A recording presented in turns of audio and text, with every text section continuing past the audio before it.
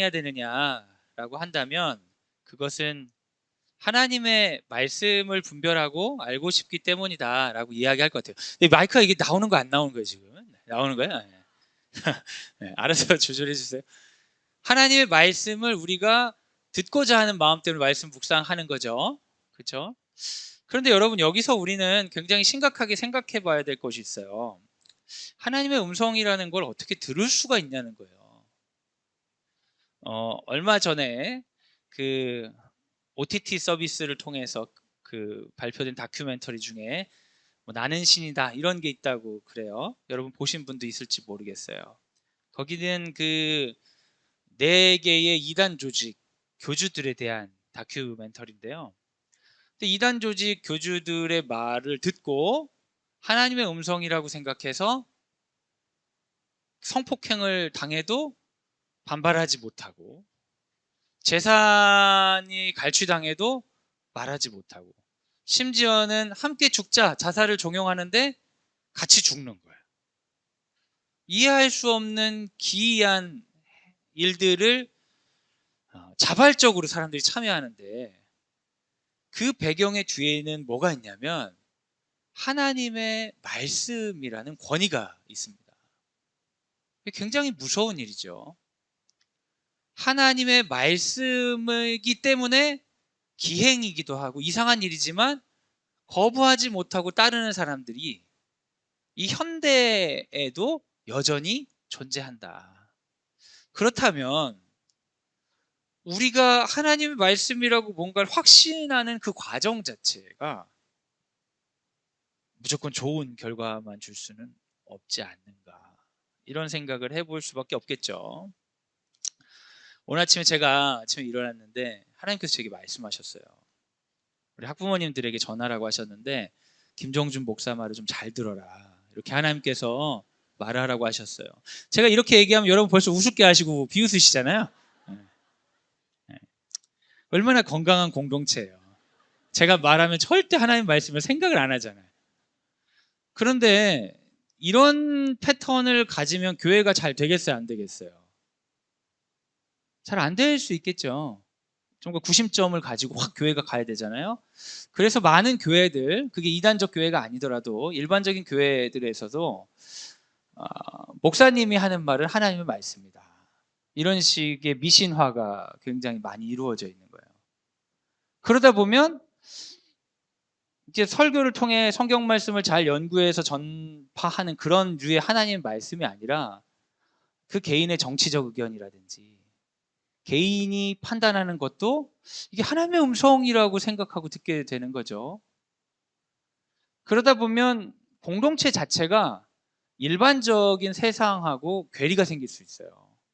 이거 고맥락 문화라고 하는데 보통 사람들이 들었을 땐 이해가 안 되는데 지들끼리는 통하는 거예요. 고맥락 문화가 생기는 거예요. 그런데 여러분, 고맥락 문화의 특징은 내 집단과 외 집단 편향이 심해져서 바깥 사람들이 보기에 아무리 비상식적이어도 내부적인 결속은 더 강해지는 거예요. 여러분, 인지 부조화라는 이야기 들어보셨어요?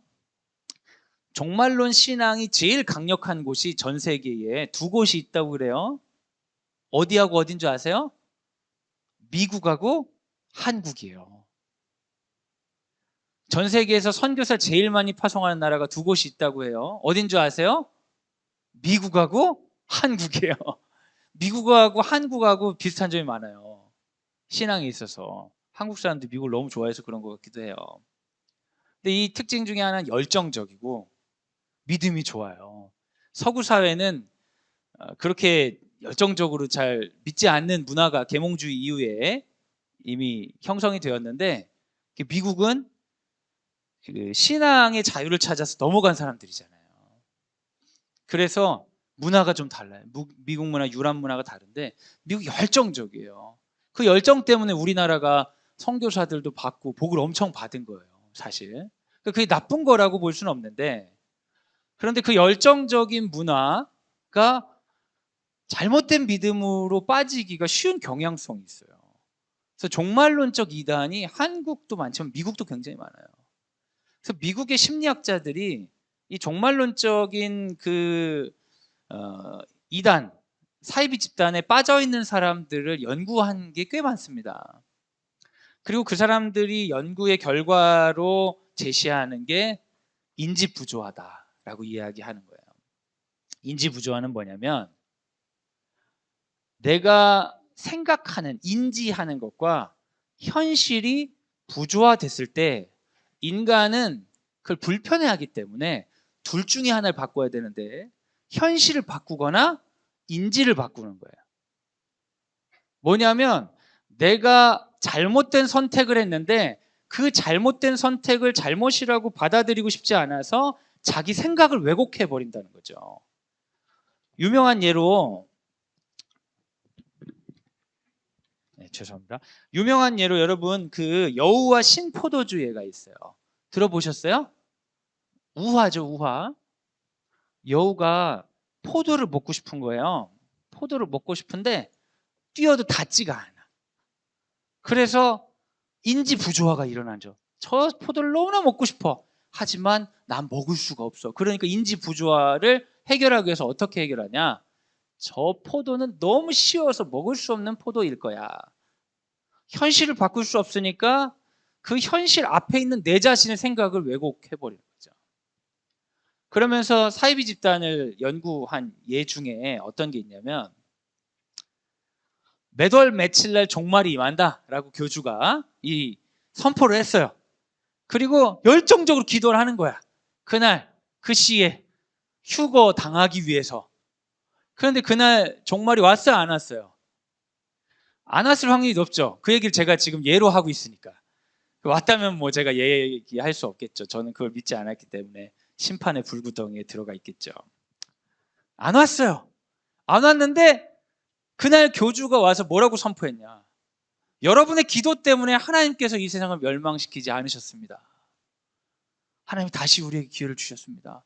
그리고 그 사람이 말한 게 사기인 게 명백하게 밝혀진 그 순간 그 공동체 기도의 불이 더 뜨겁게 타올랐다는 거예요. 그리고 다음 날짜를 또 얘기했어요, 교주가. 매월 며칠 날 진짜 온다. 그날로 이제 재산 다 가지고 도망가는 거죠.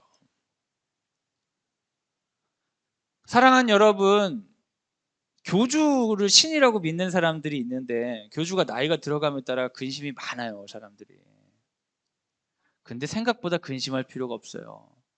하나님이라고 얘기하게 했던 사람이 죽어도 그 자식이나 그 아내가 2대 교주로 신의 영을 받았다고 하면서 이어져 나가는 경우는 지금 우리나라에도 많아요.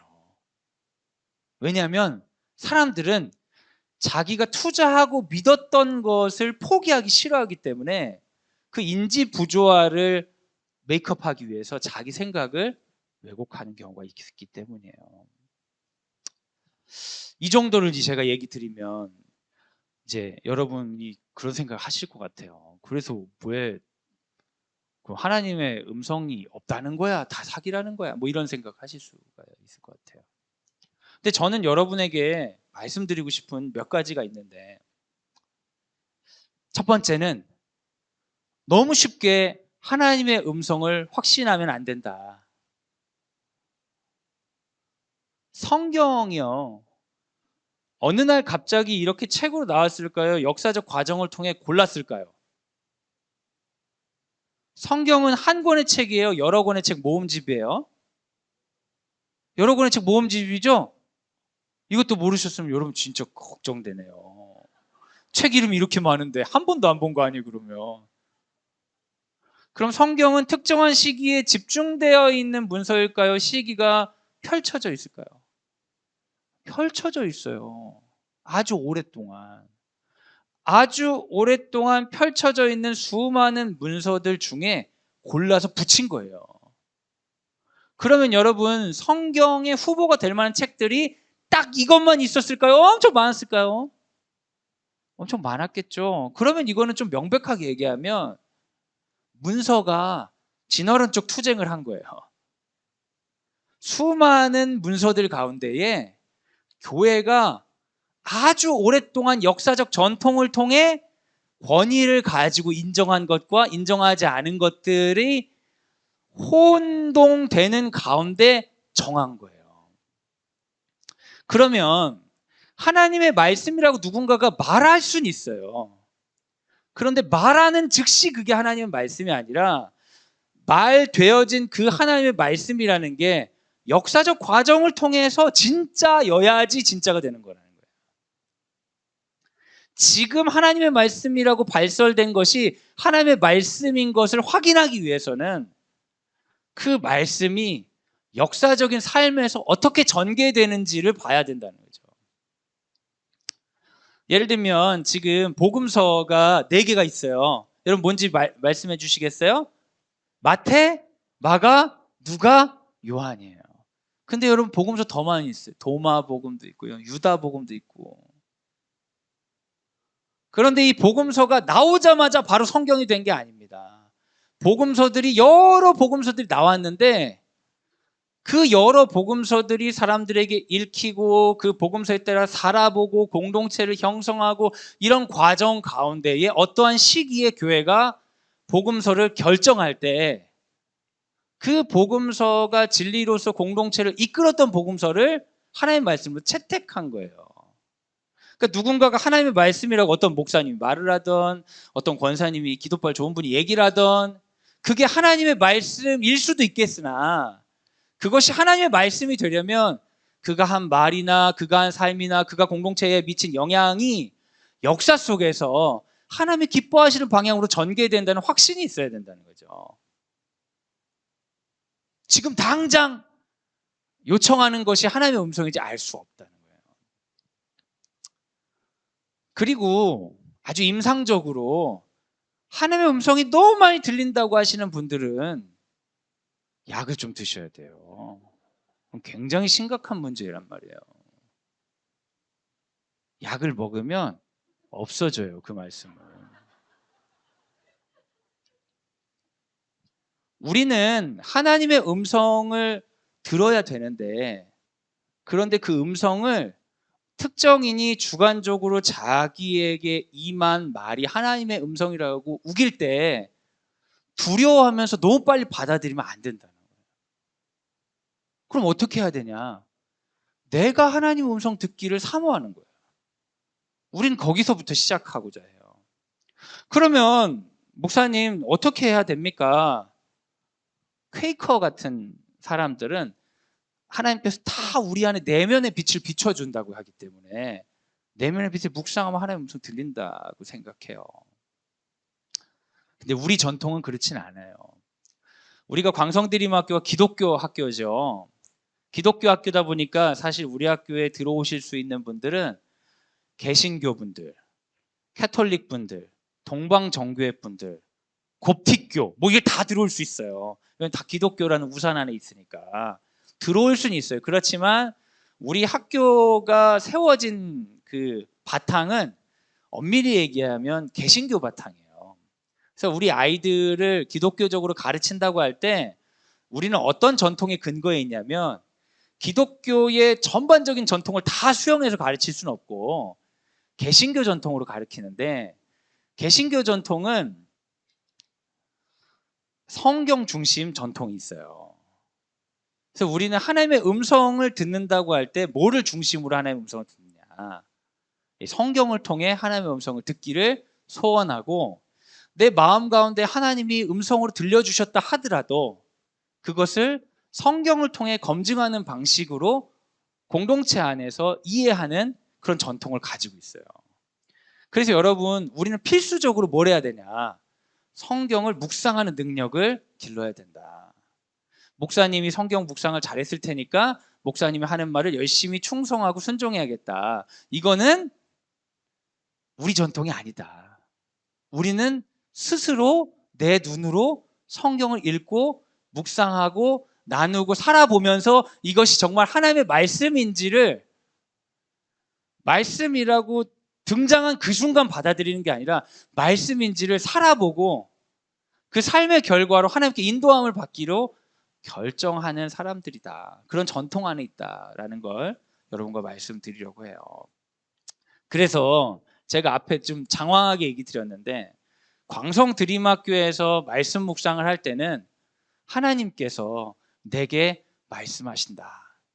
이 확신을 갖고 가는 거예요. 하지만 내게 들린 음성이 확실하지 않으니 살아봐야 되는 거죠. 나에게 들린 음성도 확실하지 않은데 남이 해주는 음성이 확실할 수 있어요, 여러분? 그렇지 않아요. 그러니까 김정준 목사의 설교 들을 때 아멘 아멘 하고 순종해야겠다 이런 생각을 하지 마시고, 저 사람은 저렇게 생각하나 보다, 저 사람의 말이 하나님의 음성인지 나도 실험해보자, 이 정도 태도로 여러분 있으시면 좋을 것 같아요. 우리 그렇게 한번 말씀을 보려고 해요. 이게 첫 번째 제가 얘기 드리고 싶었던 거고요. 근데 묵상하기 전에 또 하나 얘기 드려야 될 게 있어요. 너무 기네. 제가 아이들을 오랫동안 가르쳤잖아요. 애들한테 물어보는 거예요. 애들아, 하나님 어디 계시니? 이렇게 물어봐요. 그럼 애들이 뭐라고 대답할 것 같으세요? 여러분 너무 상상력이 마르셨네요. 아이들 하늘에 있어요, 위에 있어요 그러잖아요. 그럼 제가 꼭 얘기하거든요. 위에 있다고?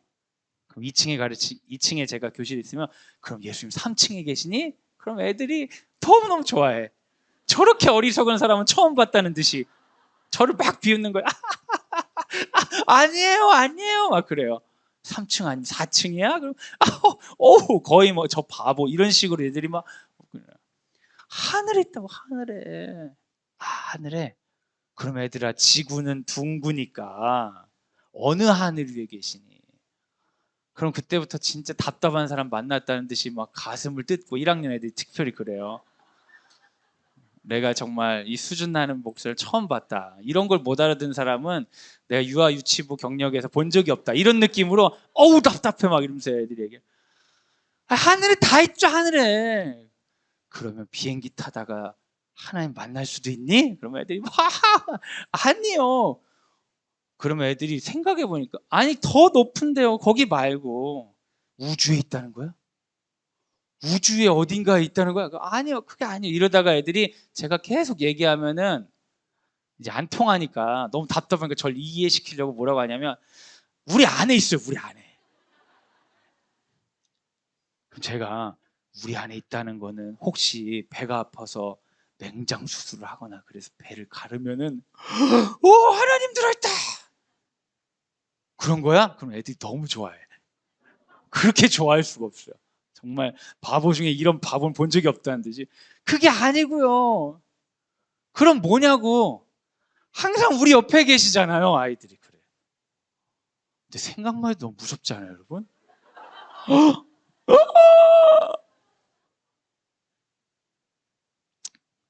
여러분, 하나님이 이 세계 안에 계십니까? 여러분, 하나님 있다고 생각해요?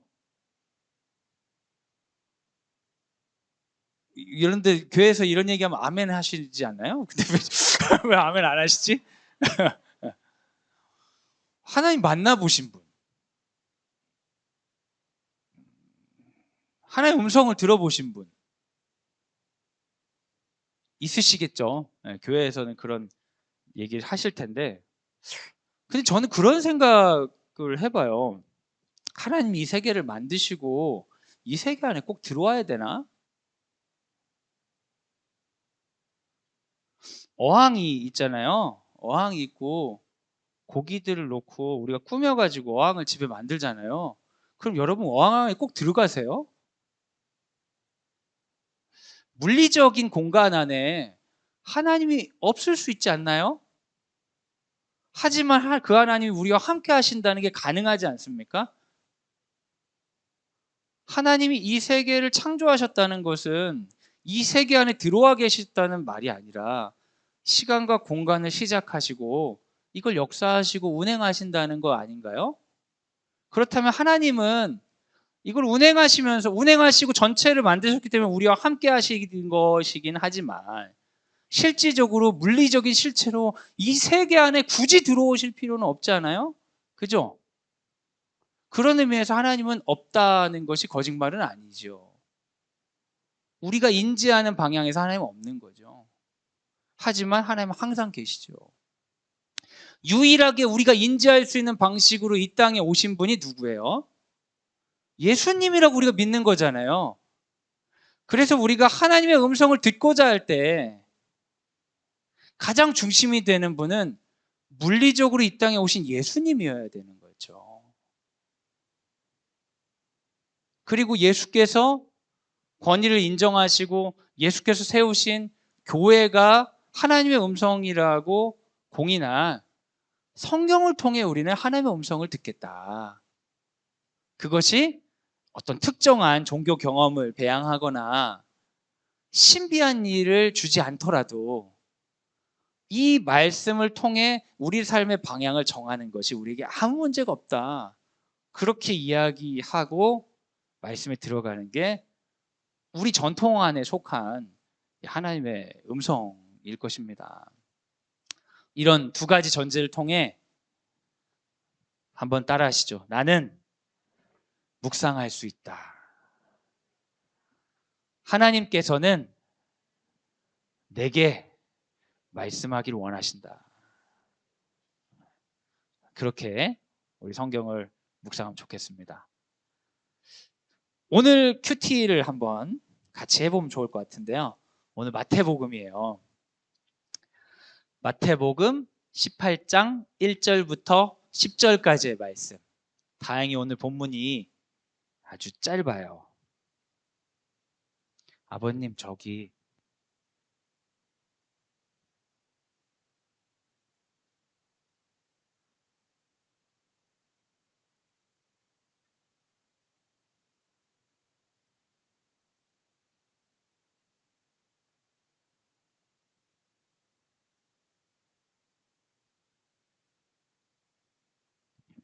여기 프레젠테이션 꺼주셔도 될 것 같아요.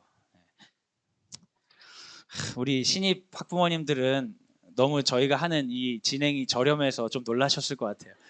교회들에서 보면 이제 알아서 차차작작 되고 막 이렇게 되는데 우리는 다 셀프로 그냥. 우리 묵상을 하는데 묵상하는 방법은 너무너무 많고 꼭 어떤 형태를 따라 할 필요는 없지만 우리가 접근하기 쉽게 하기 위해서 기초적인 그 방법으로 관찰해서 적용 방법을 이제 여러분하고 나누려고 해요. 뭐 괜히 올렸다는 생각이 좀 드네요. 보이세요?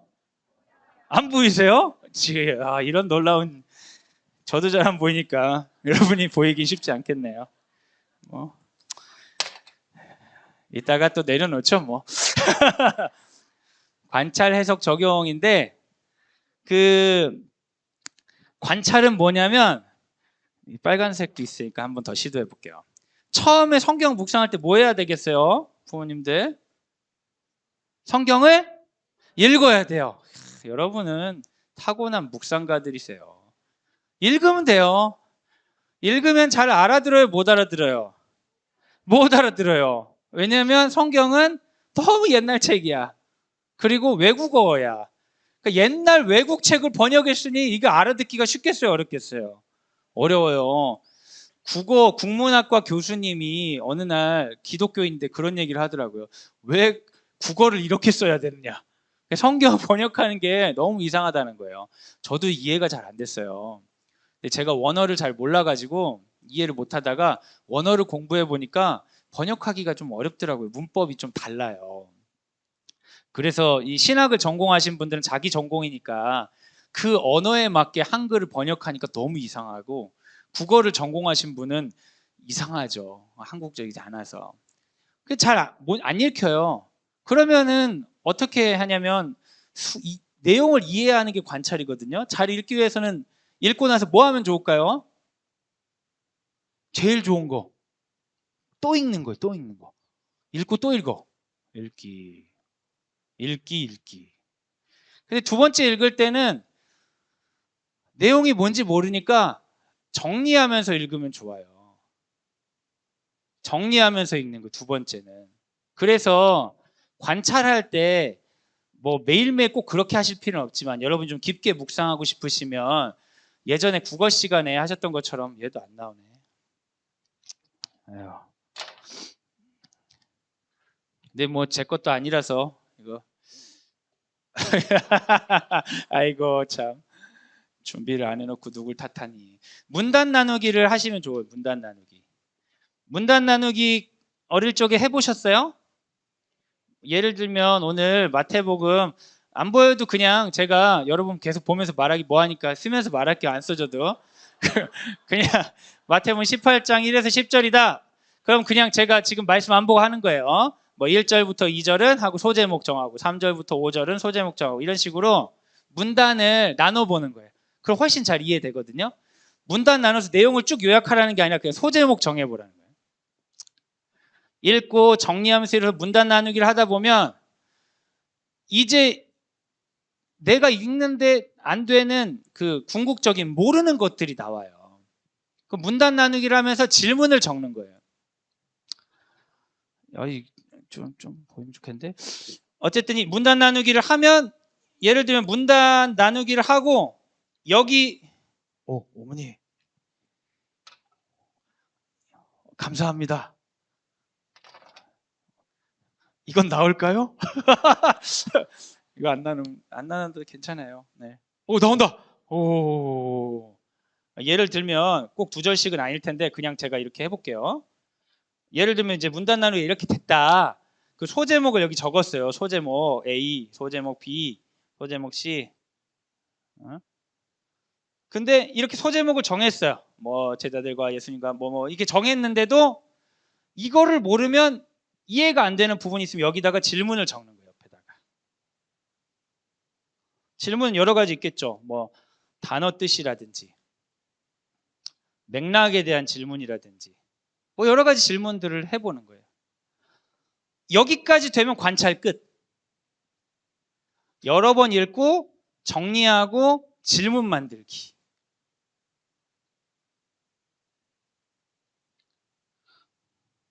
어렵지 않죠? 그 해석은 뭐냐? 해석은 엄청 쉬워요. 많은 질문들 있잖아요. 질문에 대해 답을 찾으면 돼. 내가 여러 번 읽었을 때 그냥 무슨 뜻인지 알면 해석 끝이에요. 그거를 막 너무 영적인 해석을 하려고 하고 뭘 막 그럴 필요 없어. 그냥 읽은 거 알면 돼. 그럼 답을 찾기 위한 방법은 뭐가 있냐? 읽어서 이해가 되면 되는데 읽어서 이해가 안 되니까 쉬운 성경들 있잖아요. 번역본들. 쉬운 성경 번역본으로 읽어보는 거예요. 내가 어떤 질문이 나와서 이게 무슨 뜻이지? 쉬운 성경을 읽어보면 해결되는 경우가 엄청 많아요. 근데 여러분 쉬운 성경은 직독 직해가 원칙이겠어요? 의역이 원칙이겠어요? 의역이 원칙이에요. 의역이. 쉬운 성경들은.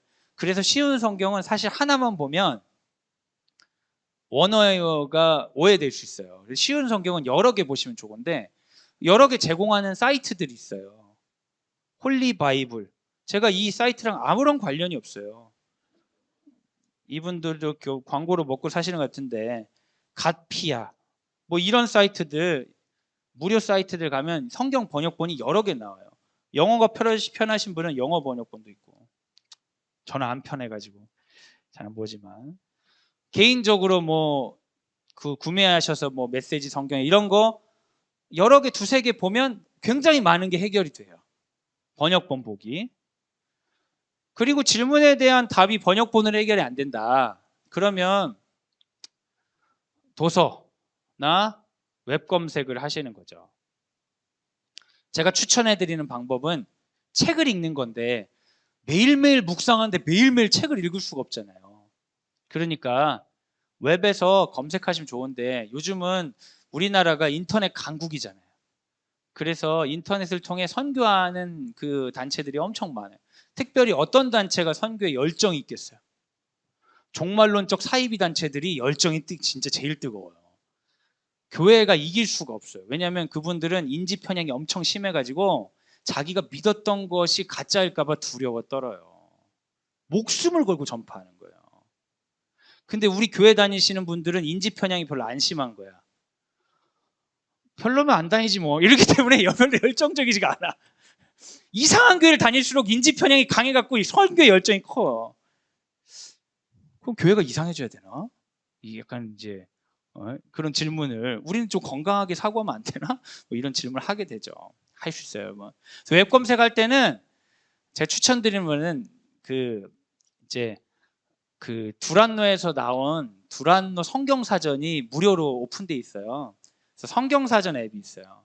성경사전 앱이나 그리고 그래도 공신력 있는 뉴스 기사를 보시면 되는데 뉴스 언론사들 중에 이단 사이비 언론사가 엄청 많아요. 근데 여러분 금방 그거 찾아보면 알아요. 바로 믿지 마시고 몇 번 검색해 보시면 이게 믿을 만한 사람인가, 그리고 그 어떤 사람이 기고를 한 경우에는 이 사람이 어느 대학 출신인가.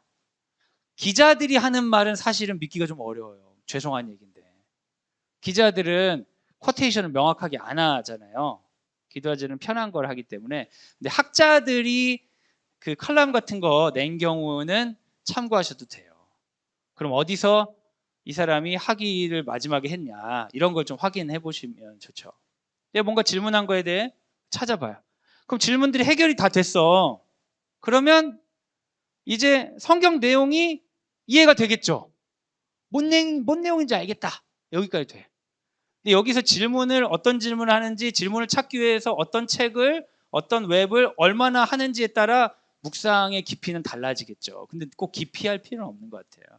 처음에는 가볍게 성경 읽는 것을 하다가 나중에 깊어지면 좋죠. 그럼 여기까지 이제 됐다. 그럼 이제 적용으로 가는 거예요. 적용은 어떻게 하냐면 여기까지 했을 때 우리가 두 가지 질문을, 이제 적용 꼭 이렇게 해야 되는 건 아닌데 쉽게 하기 위해서 두 가지 질문을 여러분 하시면 되는데요. 첫 번째는 하나님은 어떤 분인가? 본문에서. 그리고 나에게 원하시는 것은 무엇인가? 이 두, 이따가 이제 실습을 해볼 거예요. 걱정하지 마세요. 전혀 머리 안 들어오셔도 상관없어요. 왜 하나님은 어떤 분이신가를 묻냐면 성경은 여러분 한 사람이 썼어요? 여러 사람이 썼어요? 여러 사람이 썼어요. 여러 사람이 썼기 때문에 성경의 내용 가운데는 서로 상충되는 거 있을까요? 없을까요? 있어요. 제가 자주 얘기 드리는데 엄마들은 잠언을 좋아해요? 전도서를 좋아해요? 잠언을 좋아해요. 잠언을 읽으면 애들이 성공한다는 거예요. 잠언은 지혜를 따르라고. 우매함에 빠지면 안 된다 그래요. 근데 전도서에는 그런 표현이 있잖아요. 지혜자나 우매한 자나 뒤지면 똑같다. 엄마가 잠언을 열심히 읽으라고 하면 애들은 뭘 읽는 거예요? 전도서를 딱 펴면서 어머니 아직 지혜를 모르시는군요. 지혜로운 자나 우매한 자나 뒤지면 똑같습니다. 같은 성경인데 마치 상충되는 것 같은 글들이 성경에 굉장히 많습니다. 그래서 성경을 굉장히 문자적이고 교훈적으로 해석하면 성경은 오류 덩어리가 돼요. 그 오류를 자기가 받아들이기 원치 않으니까 자기가 교리를 정하고 교리에 맞는 구절만 빼가지고 해석하죠, 사람들이. 근데 여러분 그런 식으로 성경을 보면, 성경을 자세히 보면 다 거짓말인 건 자기도 알아요. 성경은 어떻게 해석해야 되냐? 다양한 저자들이 오랜 시간 동안 하나님과 소통했던 이야기책으로 봐야 되는 거예요. 그래서 성경에서는 구체적으로 하는 말은 다를 수 있으나 그 사람이 하나님과 소통하면서 했던 방식은 다르지 않다. 그러면 성경에서 하나님이 이렇게 만나셨기 때문에 오늘날 나하고도 이렇게 소통하시겠구나. 그래서 우리는 성경을 통해 성경이 말하고 있는 구체적인 내용들을 나열해서 그걸 통합한 어떤 논리 체계를 가져오는 게 아니라 각 성경에서 하나님이 소통하셨던 일관성을 찾아내서 오늘 지금 우리에게 적용하는 게 중요한 거예요. 그래서 성경은 넓게 봐야 돼요. 근데 우리가 좋아하는 성경 읽기는 어떤 식이냐면 송구영신 예배 때 말씀 한 구절 딱 뽑아가지고 올해의 말씀. 여러분 올해의 말씀 제가 교회에서 행정사역할 때 주문을 해봤어요. 교인들이 얼마나 많아요. 수천 개 주문을 해. 다 좋은 말만 써 있어요. 그러니까 올해의 말씀이 너무 감동할 필요가 없어요. 그 좋은 걸 내가 검색해서 받아들이면 돼. 너무 이제 신령하게 생각하실 필요는 없을 것 같아요. 너무 웃기잖아요. 출판사에서 좋은 구절을 뽑아가지고 교회에서 구매해서 나눠줬는데 하나님이 내게 주셨어. 생각해보면 되게 재밌잖아요. 어떤 구절에서 그렇게 얘기하고 있지만 어떤 구절은 그걸 반대하고 있을 수 있어요. 그래서 상관없어. 이 두 저자 다 하나님과 관계 가운데 얘기가 된 거예요. 여러분이 여러분 자신 자녀들 키울 때 생각해 보세요. 어쩔 때는 엄청 혼내줘. 엄청 혼내잖아요. 어쩔 때는 너무너무 사랑해줘. 그 아이들이 이걸 통합하려면 정신분열이 오는 거예요. 미친 사람이다. 세상에 나밖에 없다고 하면서 저 너 때문에 내 인생이 이렇게 됐다고 얘기하고 저거는 미친 사람이고 이렇게 생각할 거 아니에요. 근데 아이들은 그렇게 생각 안 하거든요. 엄마가 저럴 땐 이러고 이럴 땐 이러지만 그 가운데 일관성을 본단 말이에요. 성경도 그렇게 봐야 돼요. 하나님이 어쩔 때는 굉장히 무섭게 심판하시는 것 같고 어쩔 땐 다 용서해 주시는 것 같지만 그게 상황이 다 있는 거예요. 맥락이. 그 맥락과 상황 가운데 하나님이 기뻐하시는 방법의 일관성이 있어요. 그걸 찾아야 돼요. 그러니까 어떤 본문이든 하나님 어떤 분인가를 묻는 거예요. 하나님의 성품을 묻는 거예요. 그 다음 나에게 원하시는 것은 무엇인가? 이 두 가지를 물으면 하나님은 어떤 분인가가 본문에서 하나 나오겠어요? 여러 개 나오겠어요? 에? 여러 개 나오지. 여러 개. 엄청나게 여러 개 나온다고. 용서하시는 분, 사랑하시는 분, 이런 걸 좋아하시는 분, 싫어하시는 분 엄청 나오고 나에게 원하시는 거 뭔가? 내게 이렇게 하기를 원하신다. 이렇게 여러 개 나온다는 거예요. 일반적인 교훈을 뽑는 과정이죠. 일반적인 교훈. 일반적인 교훈을 뽑고 나면 하나 도움이 안 돼, 인생에. 그럼 이걸 가지고 뭐를 하냐? 묵상에 들어가야 돼요. 여기 기도가 들어가죠.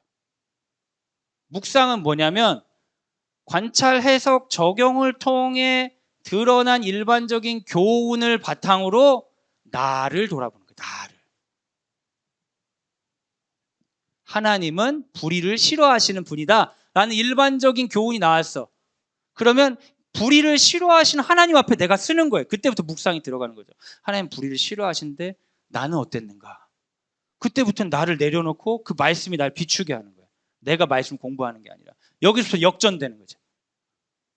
역전이 되면 불의를 싫어하시는 하나님 앞에서 하나님 기뻐하시지 않을 만한 것들, 하나님 기뻐하실 만한 것, 내 자신이 드러나는 거예요. 그거 갖고 하나님과 대화하는 거예요. 하나님, 불의를 싫어하시는군요. 그런데 주님, 저는 이러한 사람입니다. 저를 인도해 주옵소서. 그때 하나님이 나에게 요구하시는 생각, 정서, 행동을 적용이라고 하죠. 그리고 이게 뭐냐? 내가 내 원하는 대로 가려다가 말씀으로 인해서 방향을 바꾼 메타노이아. 여기서 회개의 경험이 일어나서 적용하면 말씀 묵상이 끝나는 거예요. 그래서 말씀 묵상의 목적은 내가 내 마음대로 사는 것에 방해를 받기 위해서 말씀 묵상하는 겁니다. 말씀을 묵상하지 않았으면 난 그냥 이렇게 살았을 텐데 말씀 묵상이 내 삶을 방해해서 하나님 기뻐하시는 것을 인도함을 받게 된다. 그럼 묵상이 성공한 거예요. 이제 이론적으로 간단하게 얘기 드렸고요. 이제 직접 한번 해보려고 해요. 자, 마태복음 18장 1절부터 10절 한번 해볼게요. 잘 따라오고 계시죠? 네. 네. 질문 있으셔도 나중에 하세요. 나중에 한번 다 하고. 네. 한 절씩 읽을게요. 한 절씩. 그때 제자들이 예수께 나와 이르되 천국에서는 누가 크니까?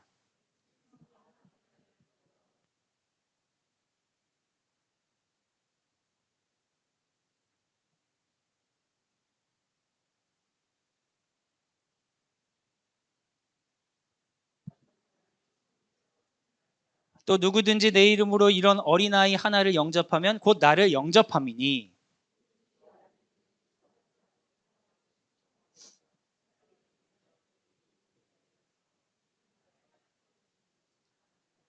실족해 하는 일들이 있음으로 말미암아 세상에 화가 있도다. 실족하게 하는 일이 없을 수는 없으나 실족하게 하는 그 사람에게는 화가 있도다.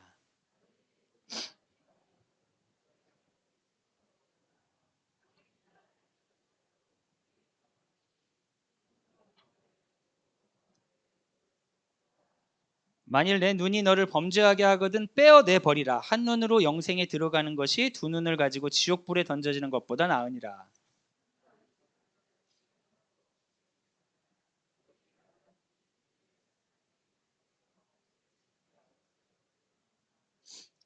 네, 이제 다시 한번 또 읽을 텐데 이번에는 원래 문단 나누기 하고 질문하고 해야 되잖아요. 근데 우리가 전체로 하는 거니까 질문을 먼저 하고 그다음 여러분께 문단 나누기 한 시간 드릴 거예요. 한 절 제가 읽으면 아무 질문이나 이제 해보시면 돼요. 이제 제가 읽을 거예요. 1절부터 다시 한번 읽어요. 그때 제자들이 예수께 나와 이르되 천국에선 누가 크니까. 여기서 어떤 질문 할 수 있을까요? 네, 그냥 얘기해 주셔도 돼요. 그냥 천국에서 누가 크니까. 네, 무슨 질문이에요? 네? 아, 키가 크다는 건가? 뭐가 크다는 건가? 좋은 질문이죠. 천국에서 누가 크니까 할 때 크다는 것의 의도는 뭘까? 제자들의 의도는 뭐였을까? 좋은 질문이죠. 네. 네. 네. 아, 근데 아버님 지금 대답이 아니라 질문만. 우선 네. 권력에 관한 걸까? 뭐 이렇게 그죠? 질문만 해보시면 돼요. 대답은 괜찮아요. 아주 기본적인 거 있잖아요. 시점 같은 거 질문할 만하잖아요, 여기. 그때는 언제야? 도대체 그때는 언제냐? 그리고 제자 중에 누가 얘기했을까? 다 얘기하진 않았을 텐데. 그리고 또 천국에는 꼭 큰 자와 작은 자가 있다고 생각했을까? 제자들이 생각한 천국의 구도는 어떤 걸까? 상당히 깊게 나가시네요. 여러 질문할 수 있겠죠. 1절에서 2절도 질문을 해볼게요. 예수께서 한 아이를 불러 그들 가운데 세우시고. 질문. 여기에 그들에는 누가 포함될까? 제자들만 있을까? 무리도 있을까? 네. 아까 어머니 얘기하신 것 같은데 아이가 뭐. 그러게 제자들만 있는데 아이는 어디서 나온 거야? 아까 첫 번째 질문하시기 좀 해결되죠. 제자들만 있었던 거는 아닌 것 같아. 사람이 많았을 것 같아. 사람 많은데 제자들 세워놓고 예수님 얘기를 하신 거일 확률도 있겠구나. 그 질문만 해도 이게 확 하는 거예요. 전설에 따르면 이 아이가 그 초대 유명한 교부인 이그나티우스다 이런 전설이 있어요. 이그나티우스가 그 맹수형이라고 사자에 찢겨 죽었거든요. 이런 전설이 있어요. 하지만 신빙성은 별로 없죠. 또 어떤 질문 있을까요? 그건 진짜 그 아이는 어디서 나온 거야? 도대체 어디서 하셨을까? 장소가 애가 있으니까. 3절 이르시되 진실로 너에게 이르노니 너희가 돌이켜 어린아이들과 같이 되지 아니하면 결단코 천국에 들어가지 못하리라. 질문. 어린아이는 왜 들어가지? 애들과 같다는 게 무슨 뜻이지? 질문할 만하죠? 우리 어린이 주일 이럴 때 가면 목사님들 맨날 이런 거 설교하잖아요. 어린아이 같이 돼야 됩니다. 그럼 뭐 순수해야 되고 막 이런 얘기 막 하시는데 어린아이 부서를 목사님들이 안 하신 지가 너무 오래돼서 그런 것 같은데 애들 부서 가서 거기 천국이라고 한다면 우리가 좀 심각하게 생각을 해봐야 돼요. 전부 다 그 정도 상황이 돼야 천국에 간다면 지적 장애 모임이 되는 거죠, 사실. 과연 그런 뜻일까? 이게 어린아이의 특징일까? 아니면 어린아이에 대한 사회 문화적인 특징일까? 이런 질문도 해볼 수 있겠죠. 네.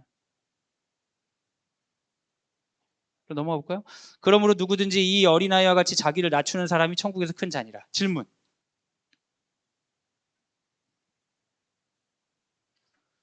애들은 스스로 낮추질 않는데 이게 뭔 소리지? 네. 이건 무슨 뜻일까? 자기를 낮추는 어린아이를 보셨어요, 여러분? 소아 우울증일 확률이 있어요. 아이들은 원래 주도성과 자율성을 시도하는 시기이기 때문에 끊임없이 어른들이 만들어오는 틀거리에서 벗어나게 보이죠. 스스로 낮춘다는 건 사회 문화적으로 이미 허용된 범위가 굉장히 작았던 그 당시 아이들의 이야기일까? 그럼 이 본문은 지금 애들에게 적용하는 것보다는 그때 당시 아이들에게 적용한다면 지금 이 시대의 예수님은 어린아이 말고 누굴 세워놓으셨을까? 생각해 볼 만하죠. 또 누구든지 내 이름으로 이런 어린아이를 영접하면 곧 나를 영접함이니. 질문. 영접이란 말도 좀 이상하지 않아요? 여러분 영접이란 말 평소에 쓰세요? 집사님 저희 집 한번 오세요. 제가 영접하겠습니다. 너무 이상하잖아요.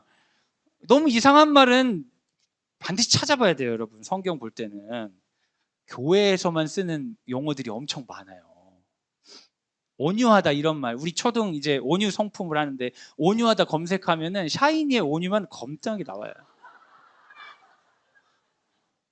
온유하단 말은 어떤 목사님 설교하는 장면하고 샤이니 온유만 나오는 거예요. 교회에서 쓰는 용어들이. 영접하다 이런 말 잘 안 쓰죠. 어떤 의미일까? 아이를 영접한다는 뭐야? 그죠? 시간이 없으니까 바로 누구든지 나를 믿는 이 작은 자 중에 하나를 실족하게 하면 차라리 연자 맷돌이 그 목에 달려서 깊은 바다에 빠뜨려지는 것이 나으니라. 질문할 만한 죠 뭐가 있죠? 연자 맷돌이 뭔가? 그죠? 연자 맷돌이 뭔가? 당시 연자 맷돌은 어떤 건가? 목에 매달아서 빠뜨리는 거는 그때 당시에 어떤 사형제도처럼 실제적으로 사람들이 알아들을 만한 것인가? 아니면 예수님이 생각한 창의적인 질문인가? 이런 거 질문해 볼 수 있죠. 이게 사형제도 중에 있다고는 해요. 이렇게 사람을 죽이기도 한다고 해요. 정말 잔인하죠. 실족이 뭐예요? 실족. 실족이란 말 쓰세요? 집사님 때문에 저 실족했어요. 무슨 소리야? 막 그지? 실족을 지금 말로 뭐라고 생각할 수 있을까? 상처받았다. 실족은 뭐 이제 넘어지는 것 약간 그런 느낌이잖아요. 그죠? 근데 무슨 뜻이지? 그다음 실족하게 하는 일들이 있음으로 말미암아 세상에 화가 있도다. 실족하게 하는 일이 없을 수는 없으나 실족하게 하는 그 사람에게는 화가 있도다. 이 실족을 반드시 알아야 돼요, 여러분. 안 그러면 이 본문을 해석할 수가 없어요. 실족하는 일들이 있음으로 말미암아 세상에 화가 있다. 이게 무슨 뜻이죠? 또 질문하실 만한 거. 네, 좋은 질문이죠. 그 당시에 실족한다는 얘기를 들었을 때 사람들 머릿속에 떠오를 만한 어떤 장면은 뭐가 있을까? 아까 어떤 분이 상처받았어요. 그럼 떠오르는 장면들이 있잖아요. 우리들이. 그런 것처럼 실족했어요. 지금은 전혀 안 떠오르거든요. 우리가 실족했다고 하면. 목사님 때문에 저 실족했어요. 뭔 소리예요? 이렇게 바로 되는 거죠. 8절. 아주 이건 질문할 만하죠. 만일 내 손이나 내 발이 너를 범죄하게 하거든 찍어내 버리라. 장애인이나 다리 저는 자로 영생이 들어가는 것이 두 손과 두 발을 가지고 영원히 불에 던져지는 것보다 아니라. 9절까지 같이 읽을게요. 비슷하니까. 만일 내 눈이 너를 범죄하게 하거든 빼어내 버리라. 한 눈으로 영생이 들어가는 것이 두 눈을 가지고 지옥불에 던져지는 것보다 나으니라. 이거 어떤 질문하시고 뭐 있을까요? 진짜 하라는 걸까? 과장법일까? 그죠? 네? 과장법일 수 있잖아요. 우리들이 하는 말들이 다 진짜가 아니잖아요. 애들이 막 싸우거나 화가 나면 죽여버린다. 뭐 이게 진짜라면 여러분 이거 협박, 살인 미수 이렇게 되는 건데 애들이 그거를 진짜로 받아들이지 않는 것처럼 이것도 그냥 어떤 과장법일까? 물어볼 수 있겠죠. 또 질문하실 만한 거 없어요? 그지? 영생에 가는데 두 손과 두 발을 가지고 뭐 이런 표현이 나오니까 천국 갈 때 훼손된 신체는 그대로 유지되는가? 와, 이건 아주 생각해야 할 수 있는 질문이죠. 신체를 훼손하면 그 신체가 저질렀던 행위는 사라지는 건가? 그러면 몸을 잘게 잘게 쪼개면은 내 몸의 구석 중에 분명히 몇 덩어리는 천국에 들어갈 수 있지 않을까? 뭐 약간 이런 저의 12지장은 죄가 없어요. 그러니까 질문을 하다 보면 해석의 방향이 좀 나오죠. 그런 거는 아닐 것 같잖아요. 그렇죠?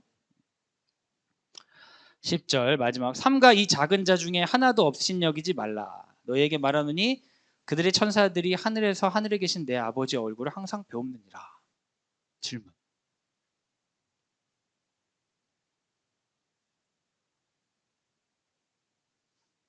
너무 흥미롭잖아요. 막 천사도 나오고 그러는데 안 궁금하세요? 작은 자. 여기서 말하는 작은 자는 누구인가? 아까 그 어린아이를 건드리지 말라는 건가? 천국에선 얘가 제일 크다. 그러니까 제자들이 뒤에 있다가 쟤만 제거하면 내가 큰 자가 될 수 있어. 약간 그런 거 아니겠죠. 천사들, 그들의 천사들 이런 거 궁금하지 않으세요? 이런 데서 뭐가 나왔겠어요, 여러분? 수호천사라는 개념들이 나오잖아요. 그렇죠? 여러분 수호천사 믿으세요? 요즘 아이들 중에 수호천사 믿는 애들 있잖아요. 아이돌들이 수호천사, 아이돌. 나의 수호천사. 내가 힘들 때 엄마 아빠는 날 괴롭히지만 오빠들은 날 위해 노래를 불러줘요. 이제 사탄에 넘어간 거죠, 다. 그죠? 수호천사 아니죠. 수호천사 있을까? 아버지의 얼굴을 항상 배웁는다는 건 보고 뭐 한다는 얘기일까? 잃는다는 얘기인가? 여러 가지 질문해 볼 수 있겠죠. 자, 여기까지 우리가 질문해 봤는데 이제 여러분 잠깐 시간을 드릴게요. 길게는 안 드리고 짧으니까 5분만 드릴 테니까 문단 나누기를 해보세요. 종이 하나 꺼내셔가지고, 종이가 없으면 요즘에 휴대폰 메모장 있잖아요. 그래서 마태복음 18장 1절부터 10절을 내용 단위로 쪼개고 소제목을 붙여보시는 거예요. 아시겠죠? 네. 몇 분 발표를 시켜볼 수도 있어요. 시켜볼 수도 있어요. 우리가 2번 읽었기 때문에 내용이 어느 정도 파악되셨으니까 내용 단위로 문단을 나누시고 나눈 문단에 소제목을 적으시고 슬러한 다음에 거기서 내가 찾아보고 싶은 질문을 적으시면 돼요. 그럼 관찰 끝.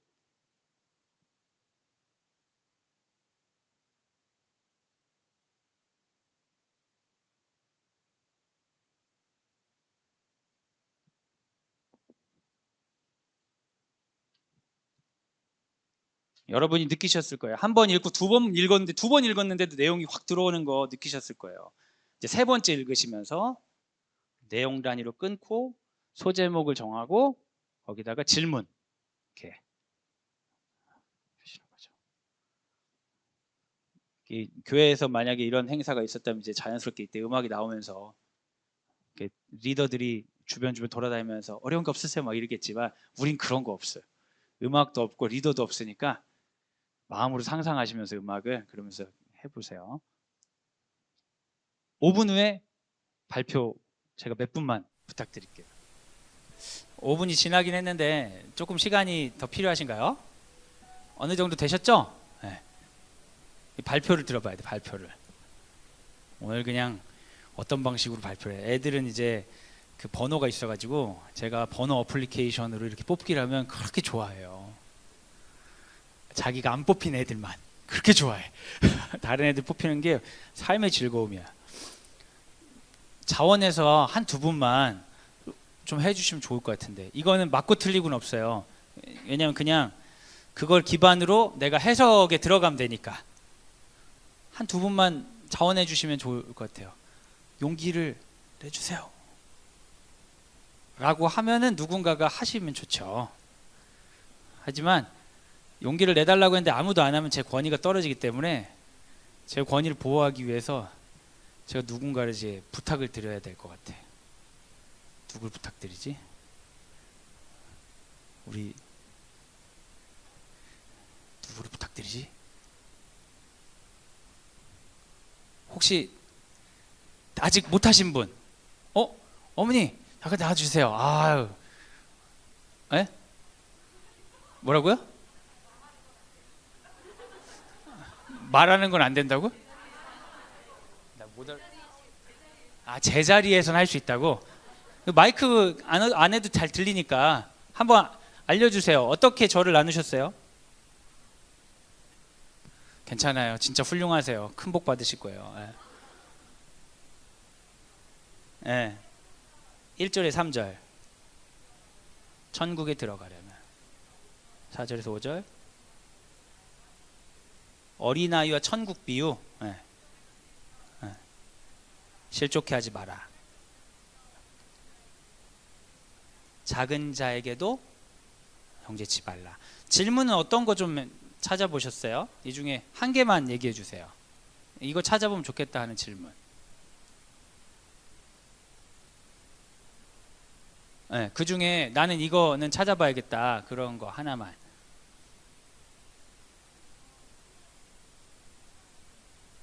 1절에서 크다는 의미에 대해서 한번 찾아보면 좋겠다. 여러분 각자 이런 식으로 형태에 맞게 다 만드셨나요? 안 시킬 테니까 하신 분 손, 하시는 분. 한 분도 없어요? 참네. 이런 분들에게 제가 시킬 생각을 하다니 정말 제가 귀여운 생각을 했네요. 한 분도 없어 심지어. 난 그래도 하긴 했다. 안 시킨다 이거 진짜. 여러분 맨날 속고만 살았어요. 속일 확률이 높긴 하죠. 아, 의심 많고 좋으세요. 여러분 여기까지 하셨으면 이제 그 다음 우리 해석을 해볼 거예요. 해석을 뭐 하냐면 여러분이 이거를 좀 더 명확하게 알기 위해서 아까 말씀드린 요즘 스마트폰 다 있으시니까 holybible.net이나 or.kr인가 넷인가 모르겠어요. 홀리바이블이나 갓피아 성경에 가면 여러 가지 번역본이 있거든요. 다른 번역본으로 한번 읽어보시고 그리고 웹상에서 검색해서 궁금한 거 좀 해결 한번 해보세요. 네.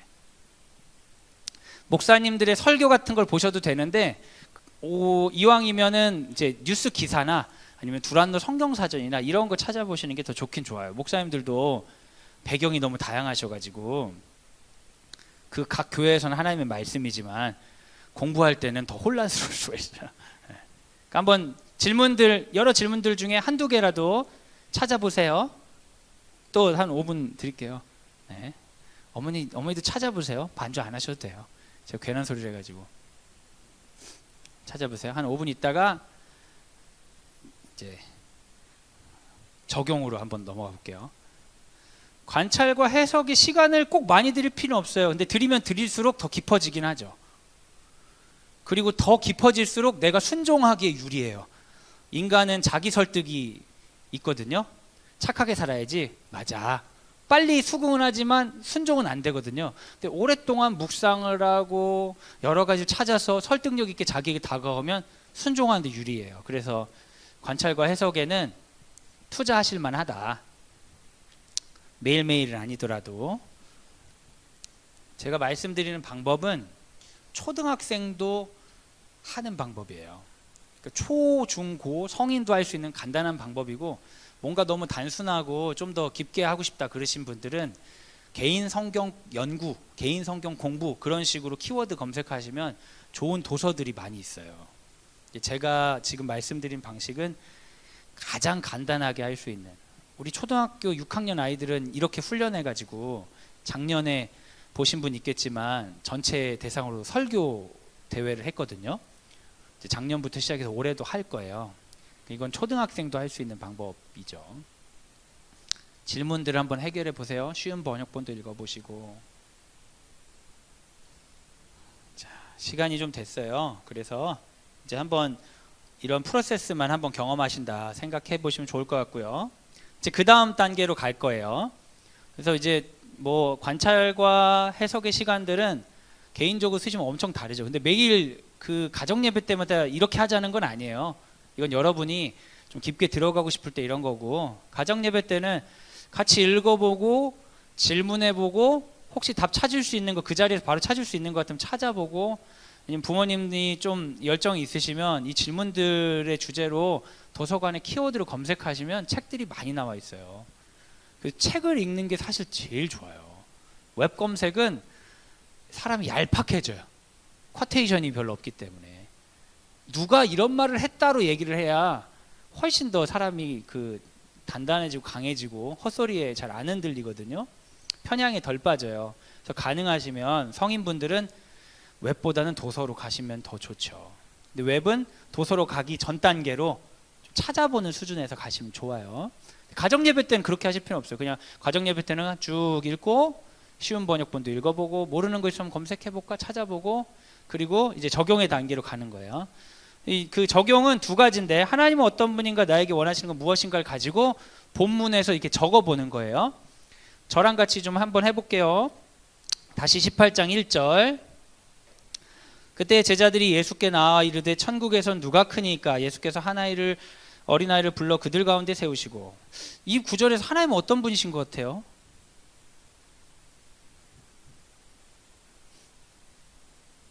너무 뜬금없게 느껴지시나요?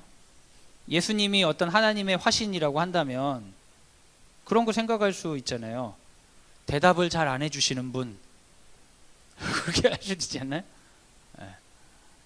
우리가 기대한 대답 외의 대답을 주시는 분, 뭐 이런 것도 할 수 있을 것 같고요.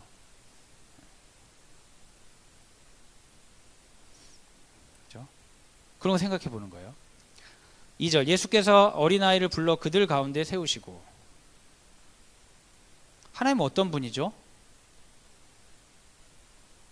우리가 이제 관찰과 해석의 과정을 거쳤다면 어린아이가 뜻하는 심볼을 우리가 알아챘겠죠. 어린아이는 어떤 거예요? 어린아이라는 생리적인 특성을 가지고 천국에 들어갈 만하다고 말씀하신 거예요? 그럼 분명히 아니죠. 예수께서 우리가 바울 선생님이 아니지, 바울이 아니지, 히브리서에 그런 거 있잖아요. 우리에게 자라나라고 하잖아요. 장성한 예수의 분량까지 자라나라고요. 분명히 우리에겐 성숙과 성장을 요구하세요. 어린아이의 특성이 아니라 이것은 사회 문화적인 특성이거든요. 사회 문화적 약자들을 어떻게 하면 권력을 다 가질 수 있을까 모의하는 사람들 가운데 제일 약한 자를 중앙에 세우시는 분인 거예요. 예를 들면 우리가 그럴 기회는 별로 없겠지만 힘 있는 사람과 모의해가지고 어떻게 부동산 투기를 해서 뭐 몇십억을 만들어 보자 하면서 우리가 모였다고 해보세요. 우리가 그런 기회는 별로 없을 거예요. 모였는데 그래서 어떻게 하면 좋을까 하고 있는데 우리 모임 가운데 가장 비루하고 비천한 사람이 우리 모임 가운데 앉아 있어. 당장 내일 쫓아내 나가야 되는, 예를 들면 외국인 노동자, 그 사람이 같이 상에 앉아 있다. 그럼 어떤 느낌이겠어요? 우리가 하고자 하는 말이 나올 수 있겠어요? 하나님은 어떤 분일까? 그들의 욕망에 정반대에 있는 사람을 그들 앞에 세우시는 분. 하나님은 어떤 분이죠? 하나님에 대해 우리가 할 말이 있겠죠. 우리에게 원하시는 것은 무엇인가? 다른 곳을 바라보길 원하시는 분, 뭐 이런 거 생각할 수 있지 않을까요? 어떡하지? 우리 그냥 저기 전세값 어떡하지? 막 이런 생각하고 있는데 이 묵상을 딱 하면서 하나님이 지금 어떻게 하면 해결됐으면 좋겠는 그 문제가 아니라 그 문제를 상상할 수도 없는 고통 가운데 있는 사람들을 보기를 원하시는 거예요. 그들을 가운데 세우시는 거예요. 내 눈앞에. 하나님 어떤 분이죠? 넓게 보기를 원하시는 분. 뭐 여러 가지 얘기할 수 있겠죠. 3절, 이르되 진실로 너희에게 이르노니 너희가 돌이켜 어린아이들과 같이 되지 아니하면 결코 천국에 들어가지 못하리라. 하나님 어떤 분이죠? 어떻게 하면 더 큰 자가 됩니까? 라고 했는데 가장 사회 문화적으로 비천하고 작은 자가 되지 않으면 천국에 들어가지 못한다는 건 뭔 얘기하는 거예요? 우리의 잘못을 지적하는 분일 수도 있고, 뭐 우리가 생각할 수 있겠죠. 하나님 어떤 분인가? 나에게 원하시는 무엇인가? 이게 나오죠. 그런 거. 또 누구든지 내 이름으로 이런 어린아이 하나를 영접하면 곧 나를 영접합니다. 하나님 어떤 분이죠? 고통받는 사람의 소리를 들으시는 분, 차별을 좋아하지 않으시는 분. 우리가 여러 가지 하나님에 대해 진술할 수 있을 거예요. 원하시는 건 뭐가 있죠? 고통받는 자를 영접하기 원하시는구나. 그렇게 해서 천국에 들어가는 기쁨을 누렸으면 좋겠는 거구나. 저는요 가끔 꿈을 꿔요. 로또가 되는 꿈을. 하지만 사진 않아요. 될까봐. 되면 어떡해. 너무 자랑하고 싶어서. 근데 어려울 때 너무너무 사고 싶어요. 제가 그런 꿈에 막 젖어 있다고 생각해 보세요. 로또만 된다면 천국의 기쁨, 그러면 이제 빚 다 갚고, 생각만 해도 너무 인생이 깔끔할 것 같아. 진짜 이 지저분한 인생 좀 깔끔하게 좀 살고 싶어. 이런 마음을 가지고 있는 거예요, 제가. 근데 주님이 저에게 지극히 작은 자 하나 영접하면 나 영접함이래. 그러면서 또 어디서 상담받다가 안 돼갖고 되는 오늘 만나게 하셨어. 나는 계속 로또의 꿈을 꾸고 있다가 걔를 만나고 얘기를 하는데 걔 인생의 비루함을 듣다 보니까 나도 얘한테 도움이 될 수 있겠구나. 그래서 이야기를 나누면서 누군가의 도움이 되는 거예요. 그래서 되게 회복이 안 될 것 같은 애가 좋아지는 걸 다 경험할 때 제가 느끼는 거죠. 야, 이 로또보다 더 좋은데? 이 진짜인데? 주님이 우리에게 원하시는 거, 지극히 작은 자 하나 영접하면 곧 나를 영접함이니, 세계관의 변화를 원하시는 거죠. 숨겨놓은 보물이 세상에 많다는 거예요. 그런 거 생각할 수 있겠죠. 하나님 어떤 분인가? 내가 어떤 분인가? 이런 식으로 쭉 10절까지 읽으면서 질문해 가는 거예요. 그래서 여러분 한번 적어 보시는데 제가 제안을 좀 드릴게요. 하나님은 어떤 분인가 해서 5개 이상 적어 보세요. 마태복음 18장 1절부터 10절까지. 그리고 나에게 원하시는 것은 무엇인가 5개 이상 적어 보세요. 더 많이 적으실 수도 있을 거예요. 근데 안 나온다. 막 상상력을 동원해서 막 늘리세요. 그래서 하나님은 어떤 분이신가 일반적인 특성 5개, 본문에서 추출해내는 거. 나에게 원하시는 것은 무엇인가 일반적인 목적 5개, 10개 한번 해보세요.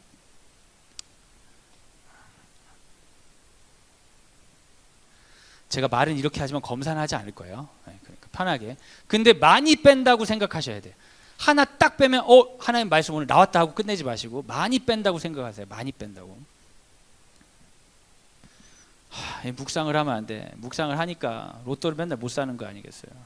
묵상만 안 했으면 제가 매주 로또를 사고 매주 뭐를 좀 하고 할 텐데 매일 묵상을 해야 되는 거예요. 부모님들이 보니까, 애들이 보니까 매일 묵상을 하니까 세상적인 기쁨을 누릴 시간이 없어. 계속 방해를 받아가지고 매일 회개를 하니까. 전반적으로 한번 읽어보세요. 손발 찍어버리라 이런 것도 한번. 하나님 어떤 분인가? 우리의 신체에 관심이 있으신 분, 뭐 이렇게 장기 매매자 이런 식으로 하시면 안 되겠죠? 그럼 분명히 이제 관찰과 해석에서 문제가 있는 거예요. 이거는 그 비유법이죠. 과장법이에요. 과장법.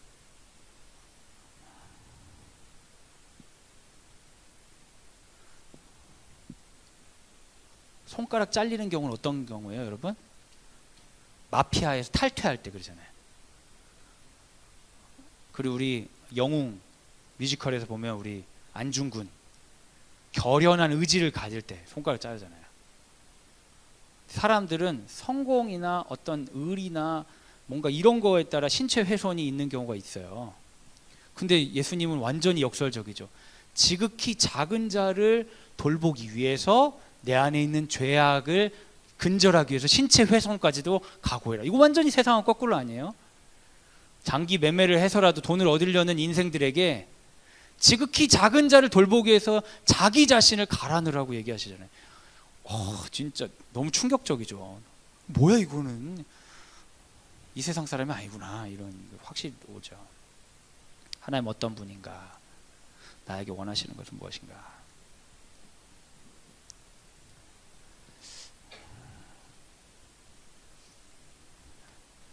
지은이 어머니께서 찬양인도 하시는 거예요? 계속? 임시가 아니고 감사합니다. 감사해요. 아니요, 제가 잘 몰라가지고 쭉 오래. 박수 한번 쳐야 되는데 이따가 끝날 때 박수 한번 쳐야겠다. 제 질문 좀 드릴게요, 어머니. 하나님 어떤 분인가 제가 질문 좀 드릴게요. 하나만 얘기하시면 하나만. 마음에 준비하시라고 제가. 하나만 이따가. 지금 얘기하셔도 될 것 같아요. 어머니 어떤 거 찾아보셨어요? 하나만 얘기해 주세요. 하나만. 하나님 어떤 분이실까요?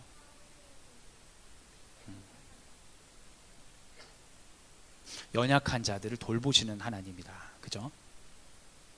맞아요. 그러면 이제 여러분 각자 찾으셨잖아요.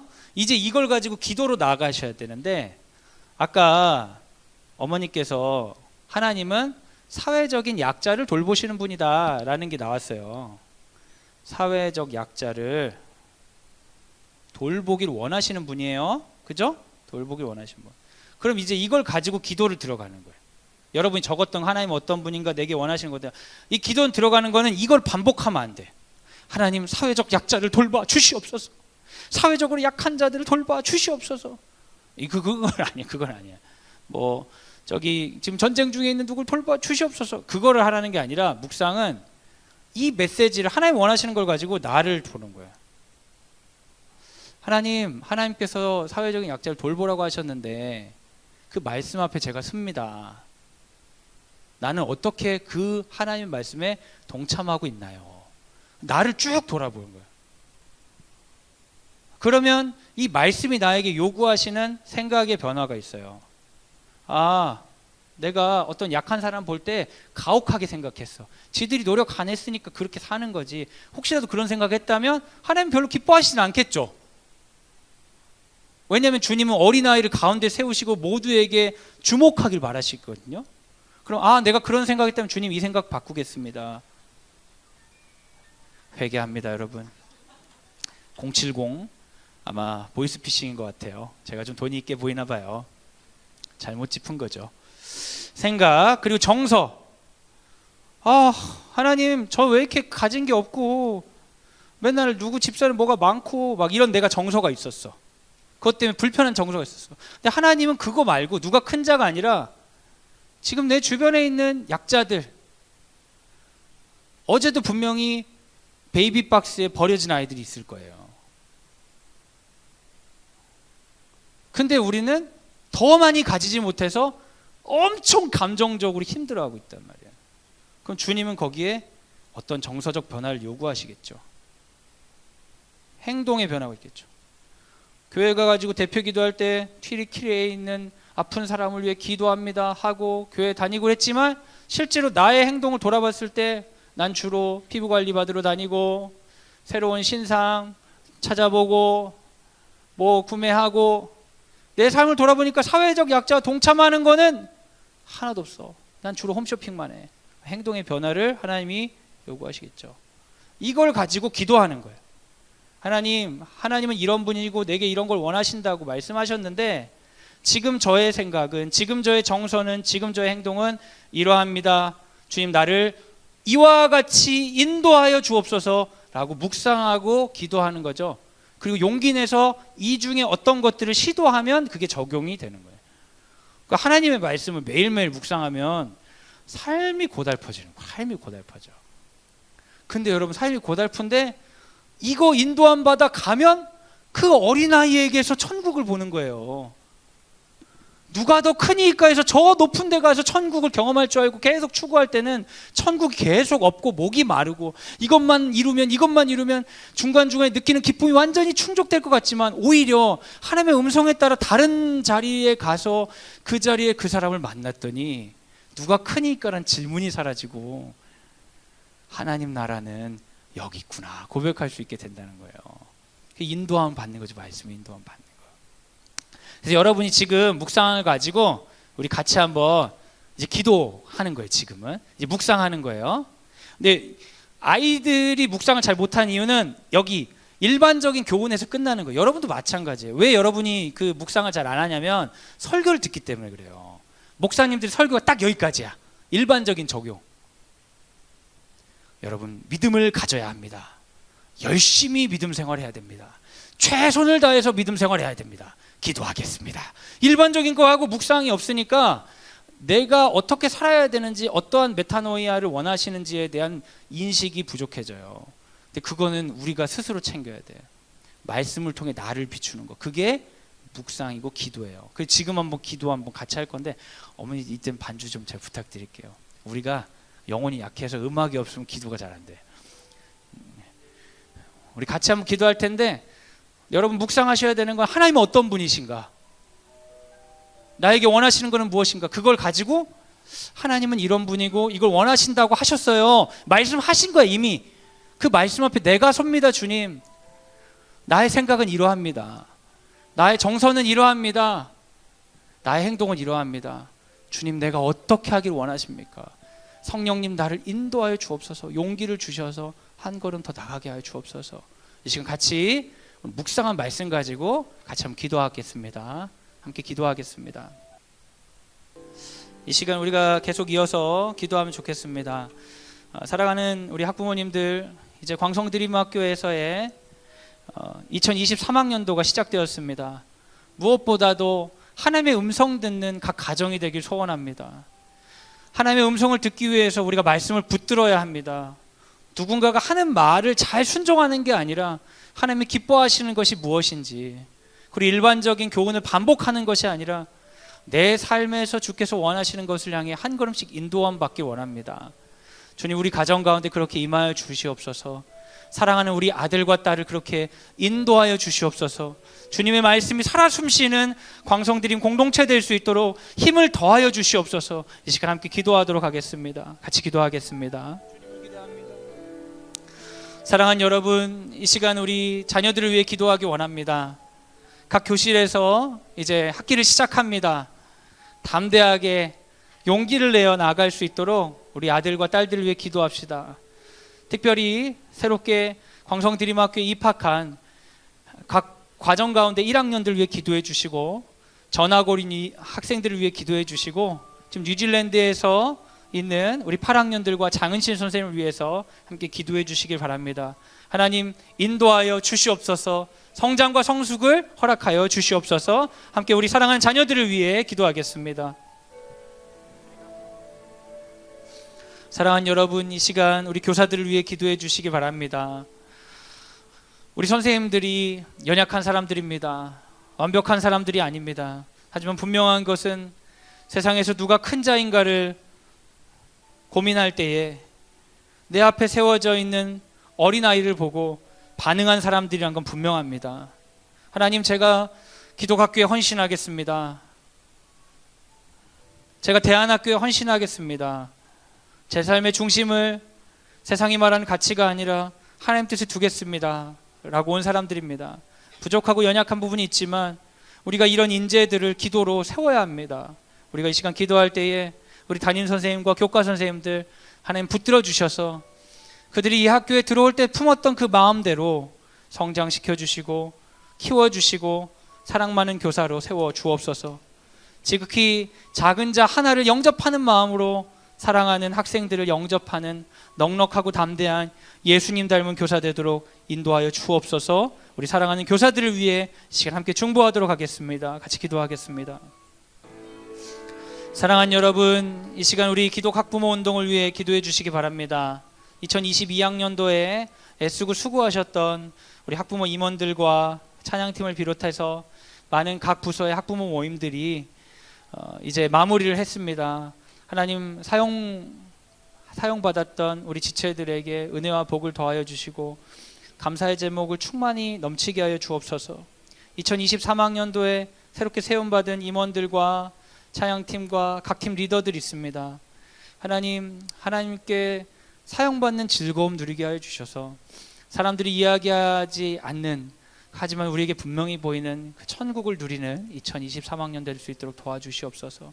각 가정 가운데 하나님 나라, 교육의 영역 가운데 하나님 나라가 선포되는 역사 있게 하여 주옵소서. 우리 기독 학부모 운동을 위해 이 시간 함께 기도하겠습니다. 함께 기도하겠습니다.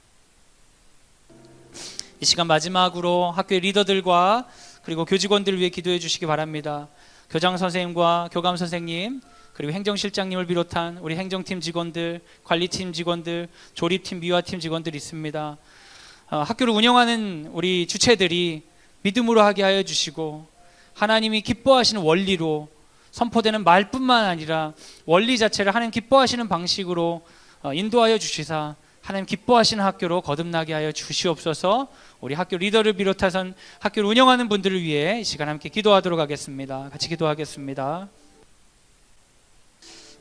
하나님 감사합니다.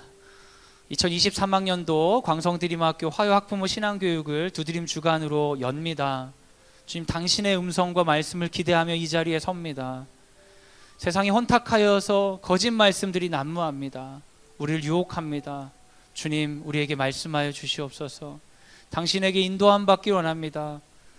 세상의 세속적인 이야기들, 가짜 종교들의 이야기들, 우리를 유혹하던 수많은 이야기를 내려놓고 말씀 앞에 설 때에, 겸손하게 설 때에 우리에게 말씀하여 주시옵소서. 주님, 우리가 말씀을 들을 뿐만 아니라 순종할 수 있는 영혼을 허락하여 주시옵소서. 성령님께서 이끌어 주셔서 말씀 앞에 설 때마다 세상이 말하지 않는 숨겨놓은 천국을 경험하며 그 삶의 방향으로 나아갈 뿐 아니라 우리 자녀들에게 함께 나아가자 말할 수 있는 넉넉하고 당당한 기독 학부모로 우리를 세워 주시옵소서. 이제는 예수 그리스도의 은혜와 하나님의 사랑과 성령의 교통하심이 주의 말씀을 듣고 말씀을 묵상하며 지극히 작은 자 하나에게 한 것이 곧 내게 한 것이다. 지극히 작은 자 하나를 영접하면 곧 나를 영접한 것이다 말씀하신 당신의 음성에 순종하겠습니다 다짐하는 사랑하는 광성드림학교 모든 식구들을 위해 지금부터 영원까지 함께 하시기를 간절히 축원하옵나이다. 아멘.